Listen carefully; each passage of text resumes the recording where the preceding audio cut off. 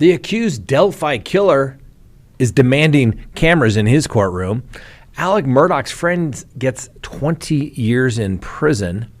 A school bus driver is charged with, I bet you can guess, a story for the You Can't Make This Stuff Up file, and then our dumb criminal of the day.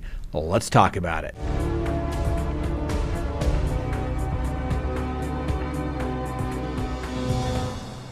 Good day, everyone. My name is Scott Reich, and this is Crime Talk. Thanks for joining us. You know the drill. Subscribe if you haven't. Like if you do. Leave me a comment. Hit that little bell for notifications. And remember, you can listen to us on any of your favorite podcasting apps. All right, let's go ahead and get to the docket today. September 15th of 2023.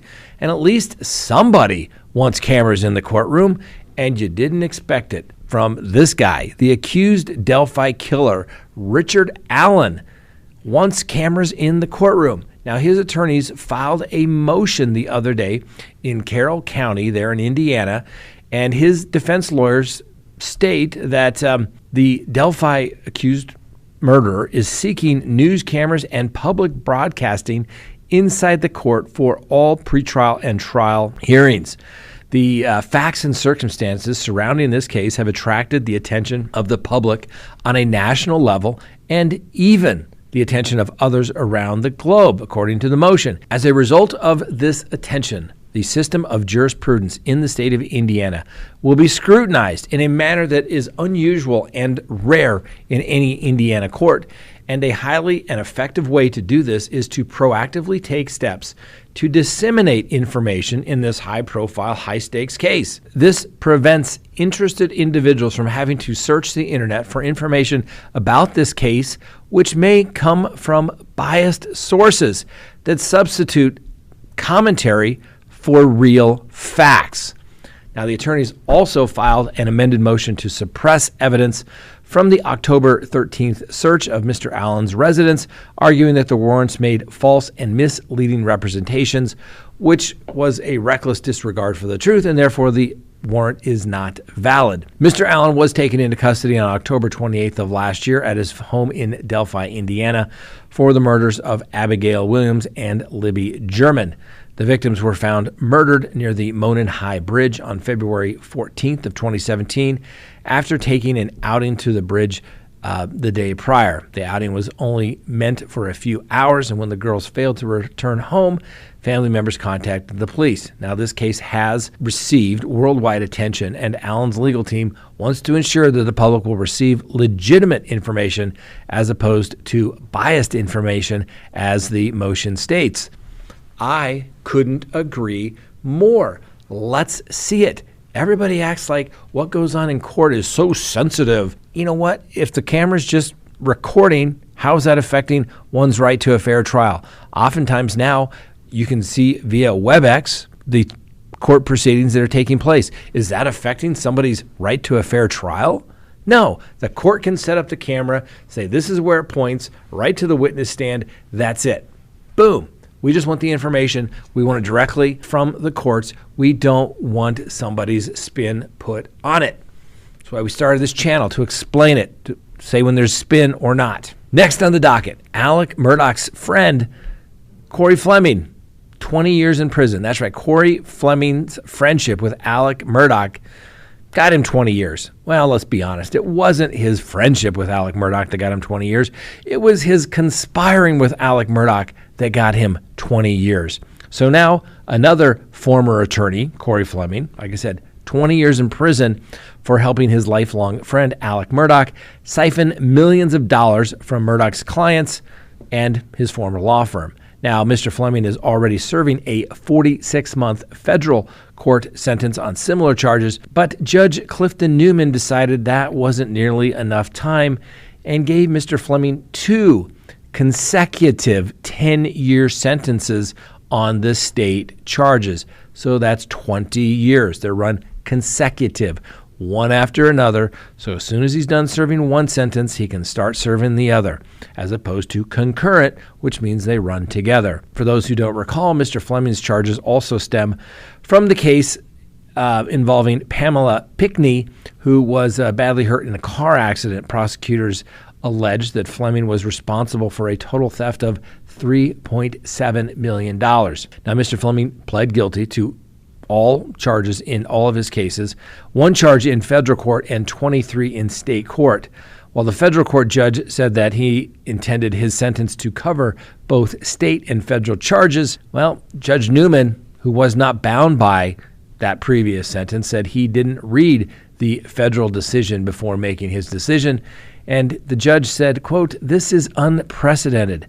This is unimaginable. This is, I think, the greatest crime for a lawyer in the history of the state of South Carolina." That's per Judge Newman.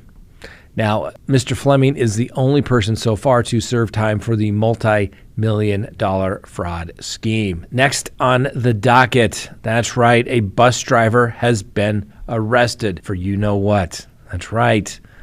Why was he there? Well, that's because where the kids are. A Massachusetts school bus driver has been charged with aggravated indecent assault and reckless endangerment of a child. What does that garner to? That's what they refer to as a good SAOC. That's right. Somebody doing bad things to a child. Anyway, the Barnstable police arrested 80-year-old Jeffrey Highland on Wednesday after receiving a report of the incident on a girl on the bus. Police said they recovered corroborating evidence. Now, Mr. Highland was held overnight and received originally a $5,000 bond until his arraignment on Friday morning, when the prosecutors asked that the bond be bumped up to $10,000. The judge said, no, I'm going to give him a personal recognizance bond and just order him to have no contact with the victim and to wear GPS monitoring. Hopefully, that also includes no contact with anyone under the age of 18. Anyway, Mr. Highland is employed by a contractor that provides bus services for the school district. Both the district and the contractor are cooperating with the investigation. Of course they are. And guess what? They're going to have some civil liability as well, assuming the allegations are true, for probably hiring a guy that, well, let's face it, he's probably a pedo. Let's face it. Anyway, Mr. Highland is due back in court on December 7th for a preliminary hearing. Be careful who is with your kids, ladies and gentlemen. Now, obviously, we give Mr. Highland the presumption of innocence. I can tell you, I represented a guy once about the same age as Mr. Highland. You would think at that age, somebody wouldn't have urges. And some of them have them for small kids. So be careful, ladies and gentlemen. Protect your kids. Trust them with no one. Okay? Take from a guy who's represented lots of people over the years that have done lots of bad things to people. And it's usually somebody that they know.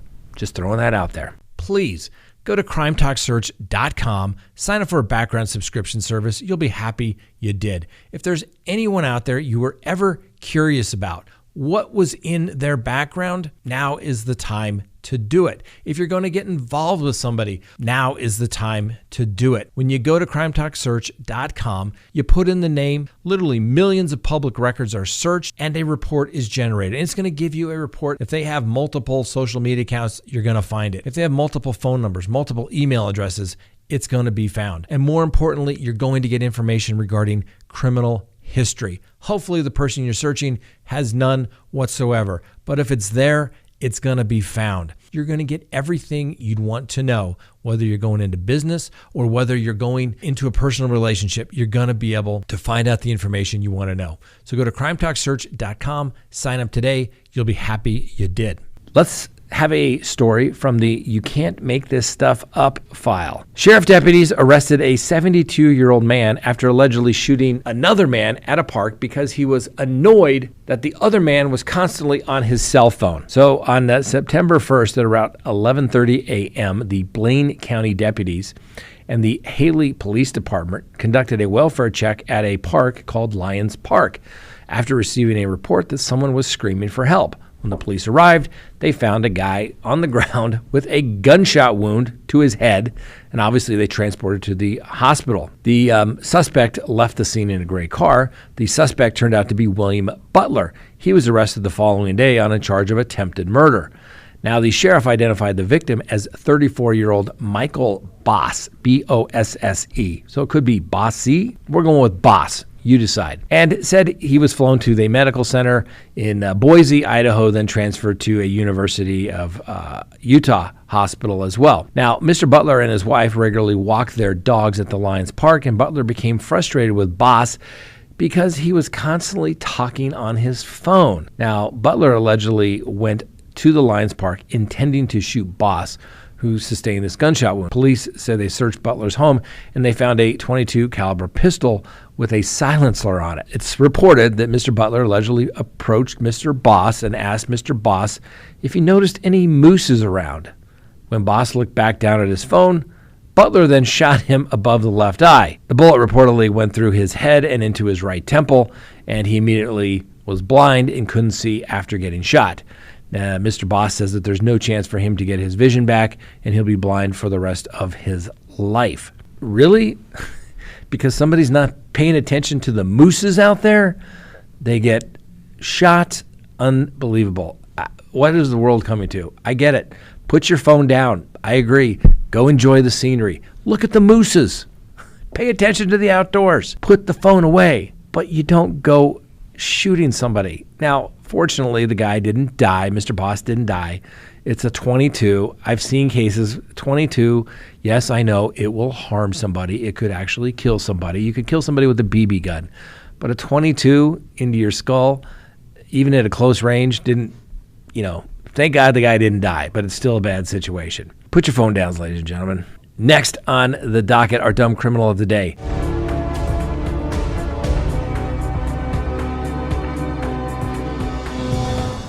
A drunk stripper was caught trying to seduce an Ohio police officer during her hit-and-run traffic stop, and the body cam has been released. Now, Grace Spoonamore was taken into custody by Brunswick police in April after she allegedly slammed into a Chevy Cruze within clear view of the police officers. In the body cam footage, Spoonamore, who appears visibly intoxicated, attempts to flirt and seduce the officer, even telling him to taser her like it's kinky. At one point, the officer tells her to get into the police car. Spoonamore calls him a handsome man and says, "You feel some type of way because my leg ain't in the car." The 20-year-old woman was driving a blue Buick Enclave when she came back that she had some warrants. The officers observed the woman speed off at a green light and slammed into another car, prompting the police to follow her when she was fleeing. The police eventually pulled her over, and the officers noted that she obviously appeared disoriented and bloodshot, watery eyes, and slurred speech, all the indicia of being under the influence of alcohol or drugs. In the video, she initially denies being under the influence, but then tells the officer that maybe she had a couple of doubles at Trick's house. She later told a second responding officer that she really maybe had 3 doubles, which is, I don't know, closer to maybe 5 or 6 drinks. And after being put into handcuffed, Spoonamore is asked if she has anything on her which causes her to laugh and tell the officer, "I don't know. You want to check me?" The woman was ultimately arrested on suspicion of speeding, operating a vehicle under the influence, obstruction of official business, and simple assault on the police officer because, yes, she allegedly spit on the police officer. Now, the court records show that she's been charged with at least 1 count of harassment with a bodily substance, hence the spitting part. She appears in court on September 18th for a pretrial, and a trial has been set for October 2nd. Now, why is she our dumb criminal today? Certainly there's been drunk strippers who've tried to seduce a police officer somewhere along the line. I'm sure of it. Well, no, it's the fact that she tried to do it on camera.